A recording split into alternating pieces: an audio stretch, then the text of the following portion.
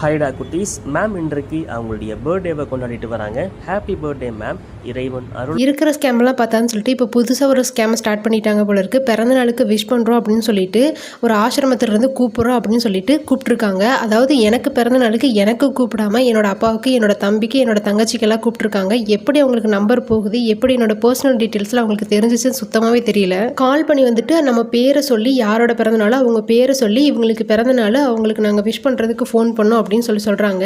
அப்புறம் சொல்லிட்டு வந்துட்டு நாங்கள் வந்து ஆசிரமம் நடத்துகிறோம், இங்கே வந்து இத்தனை குழந்தைங்க இருக்காங்க, இந்த குழந்தைங்களுக்கு வந்துட்டு நாங்கள் வந்து பராமரிப்பு செலவுக்காக உங்களால் முடிஞ்ச ஹெல்ப் பண்ணுங்க அப்படின்னு சொல்லி கேட்குறாங்க. நம்ம டீட்டெயில்ஸ் கேட்க ஆரம்பித்தோன்னா மேலோட்டமான கேள்விகளுக்கெல்லாம் பதில் சொல்கிறாங்க. கொஞ்சம் நுண்ணிப்பாக கேட்க ஆரம்பித்தோம்னா காலை கட் பண்ணிடுறாங்க. உண்மையாகவே இவங்க ஆசிரமம் தான் வச்சு நடத்துகிறாங்களா இல்லை இது ஏதாவது ஸ்கேமான்னு சொல்லிட்டு நம்மளால் கண்டுபிடிக்கவே முடியாது.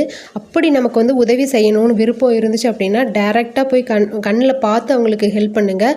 இப்படி யாராவது கூப்பிட்றாங்கன்னு சொல்லிட்டு அவங்களுக்கு வந்து அமௌண்ட் அனுப்பிச்சிடாதீங்க. ஏன்னா நம்ம சம்பாதிக்கிற ஒவ்வொரு ரூபாயோட மதிப்பும் நமக்கு தெரியும்.